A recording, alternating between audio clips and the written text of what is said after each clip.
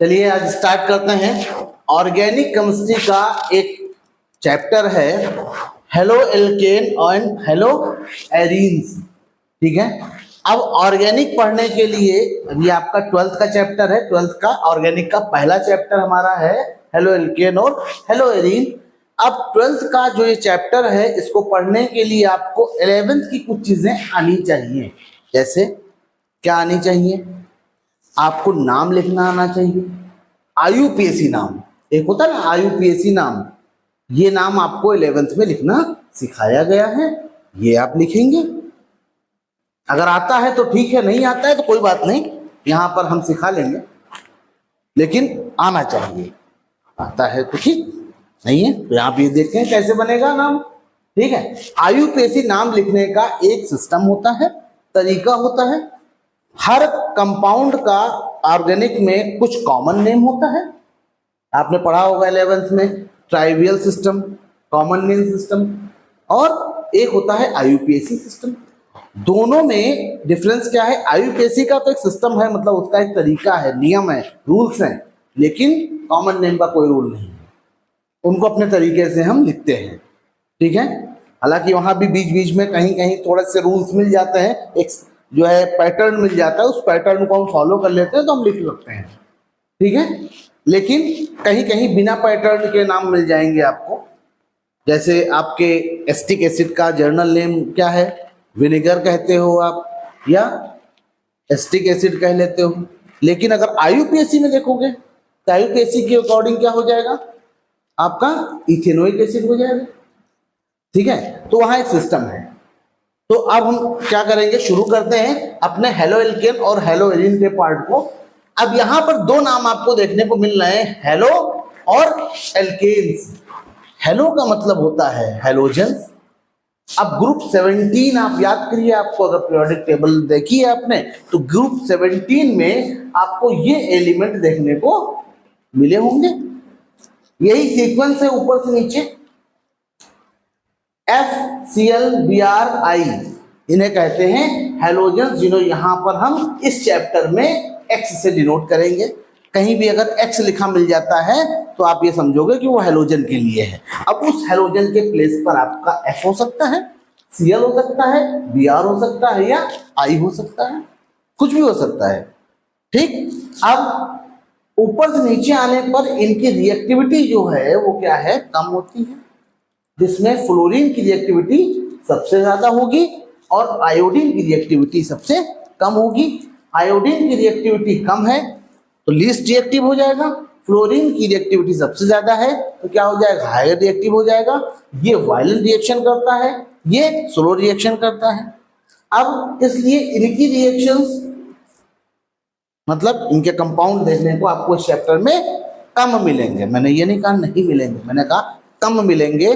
तो अब इनके कंपाउंड आपको आपकी बुक में कम मिलेंगे। एग्जांपल्स में आपको क्लोरीन और ब्रोमीन के ज्यादातर एग्जांपल मिलेंगे, क्योंकि ये मॉडरेट रिएक्शन, एवरेज रिएक्शन करते हैं, जिसकी वजह से ये आसानी से अपने प्रोडक्ट को दे पाते हैं।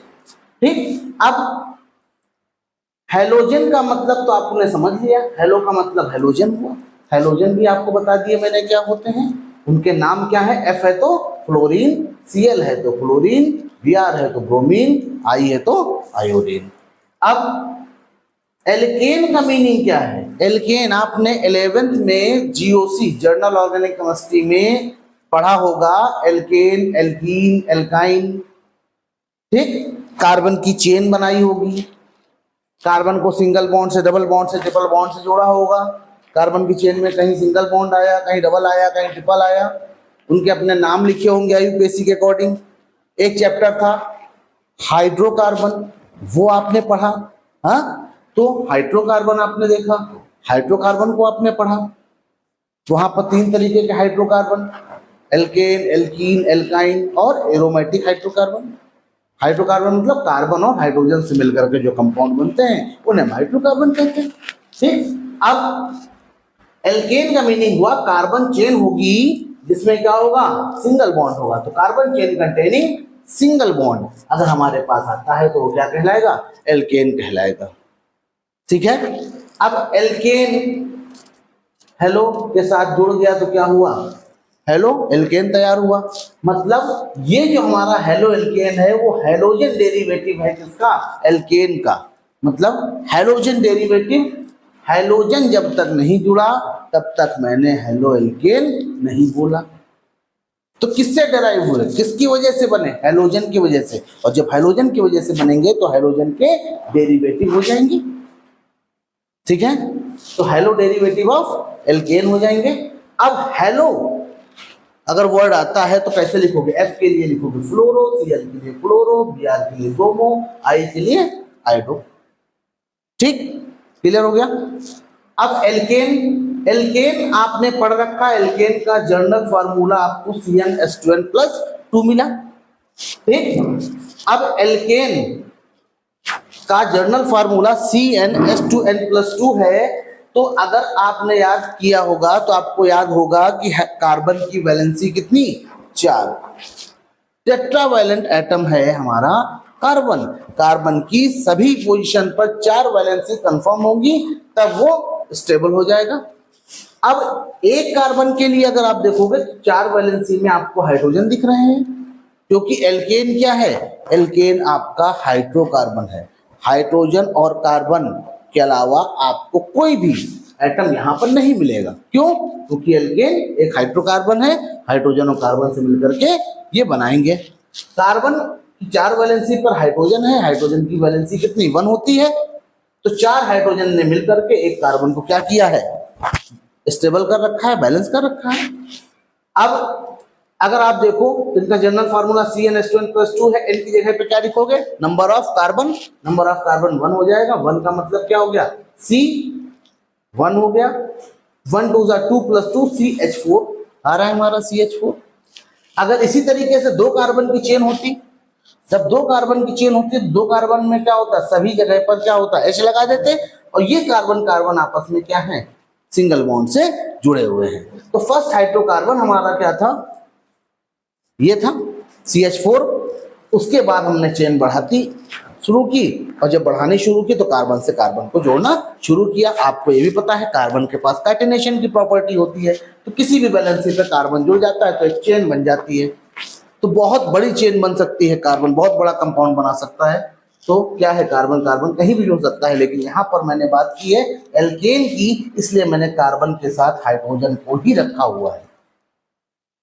हालांकि इस वैलेंसीज पर आपके कार्बन ऐड हो सकते हैं, लेकिन मैंने हाइड्रोजन को इसलिए रखा है क्योंकि मैंने बात की है एल्केन की। और फिर मैं आपको याद दिला दूं कि एल्केन हाइड्रोकार्बन है, और जब एल्केन हाइड्रोकार्बन है तो क्या हो जाएगा? सारी वैलेंसीज हाइड्रोजन से पूरी होंगी। किससे सेटिस्फाई होंगी? हाइड्रोजन से।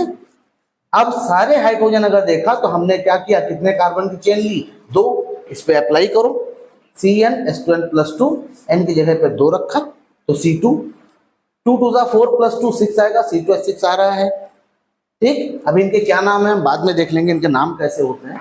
ठीक, अब C2H6 तो आपको कितने मिल रहे हैं?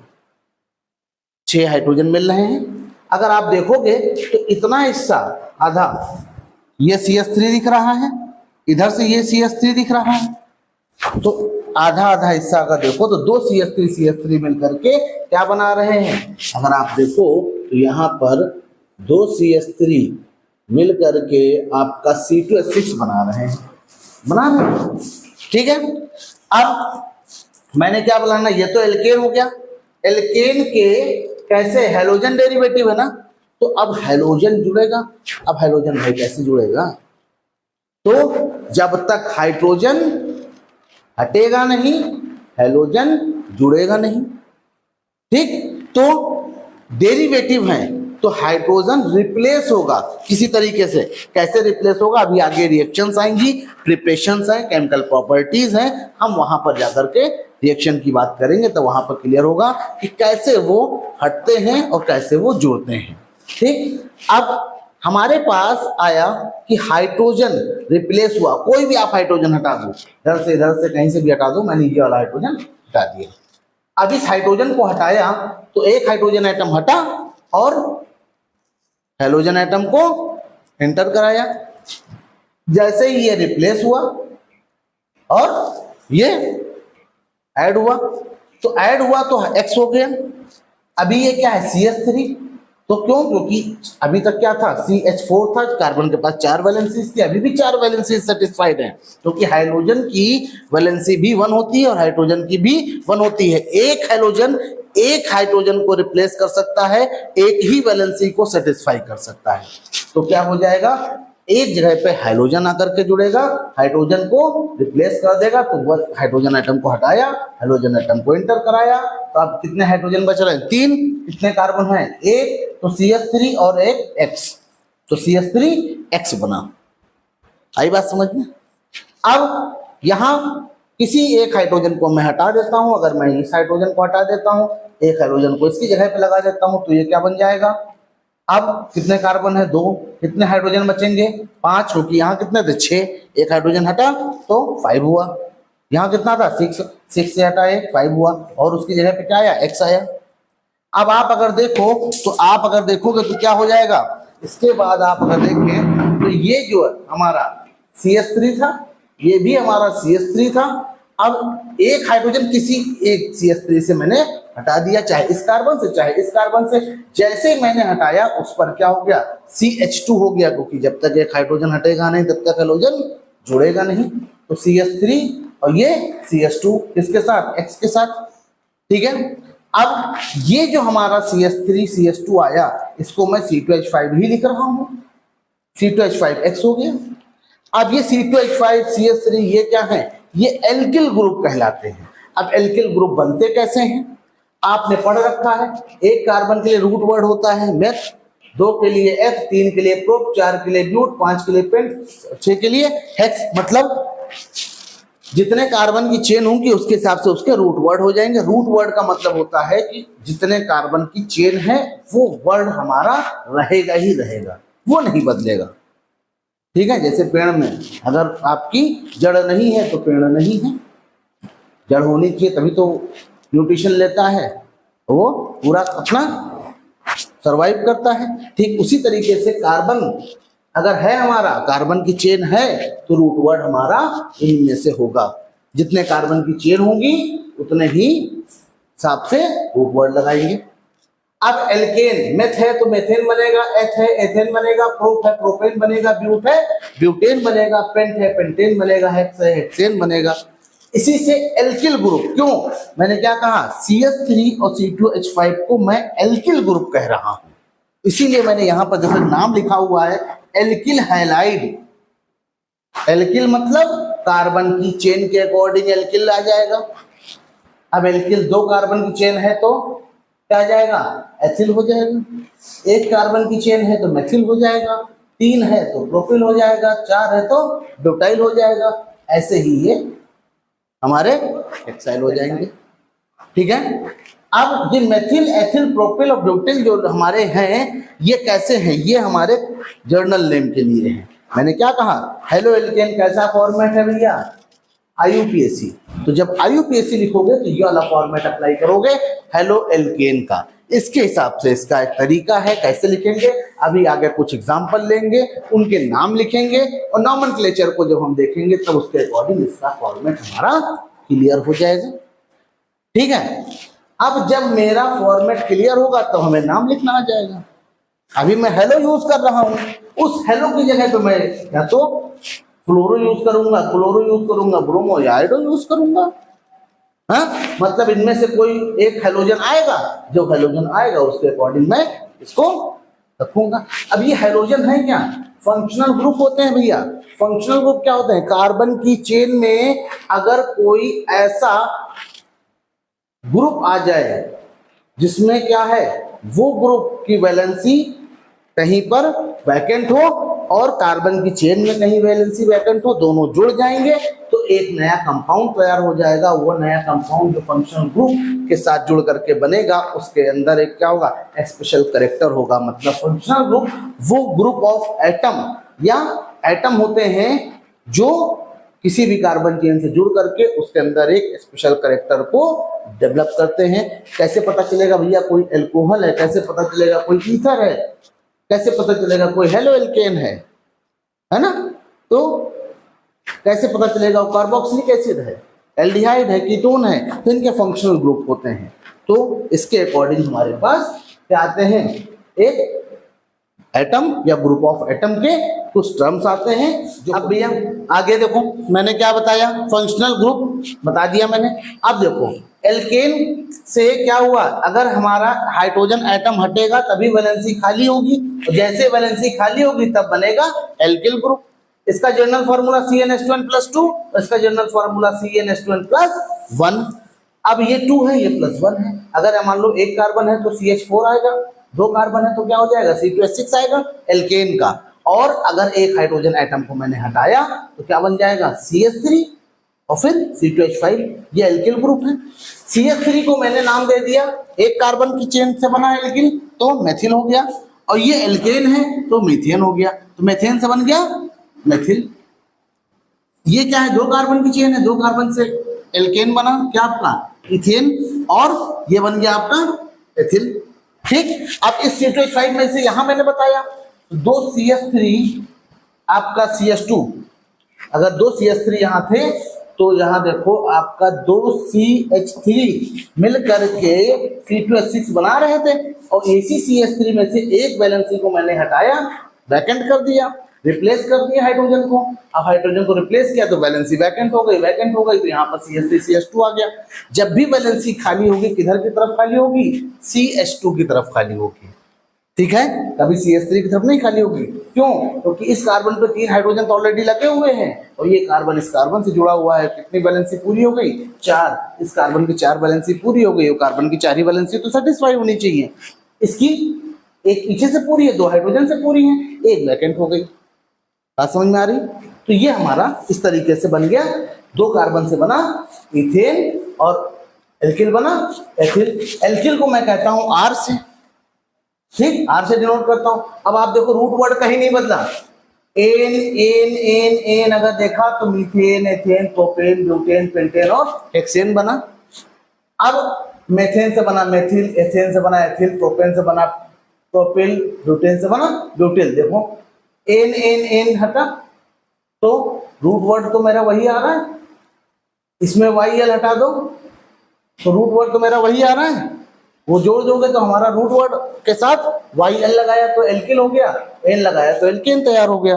तो हमारा क्या है, एल्किल ग्रुप को R से डिनोट कर रहे हैं, तो मतलब R एल्किल के साथ हेलोजन आ गया तभी तो ये बनेगा हेलो एल्केन। तो एल्किल के साथ हेलोजन आया तो मैंने क्या नाम दिया भैया, एल्किल हैलाइड। ठीक है, आज के लिए इतना ही, फिर नेक्स्ट क्लास करेंगे। नेक्स्ट क्लास में हम आपको बताएंगे कि ये एल्किल हैलाइड लिखे कैसे जाएंगे, एल्केन कैसे लिखा जाएगा। मतलब RH, R की जगह पे मैं कोई कार्बन चेन लूंगा, X की जगह पे मैं इन हेलोजन में से कुछ लूंगा, तब मैं आपको एक एग्जाम्पल के बेस पर नाम लिखना बताऊंगा। ठीक, इसके बाद हम पढ़ेंगे primary, secondary, tertiary alkyl halide क्या होते हैं। तो आपको एल्किल ग्रुप बहुत अच्छे से समझना है, हैलाइड क्या होते हैं वो समझना है। ठीक, हेलो एल्केन को पूरी तरीके से, मतलब आज की क्लास के बारे में आपको पूरी तरीके से बेसिक मैंने बताया, और ये बेसिक आपका क्लियर होना चाहिए। ठीक, अब ये क्लियर होगा तो आगे आने वाली क्लास में जो चीजें मैं आपको बताऊंगा, primary, secondary, tertiary alkyl halide क्या होते हैं, मैं आपको बताऊंगा नाम कैसे लिखे जाते हैं, तो वो चीजें आपकी क्लियर हो जाएंगी। ठीक है, ओके, थैंक यू।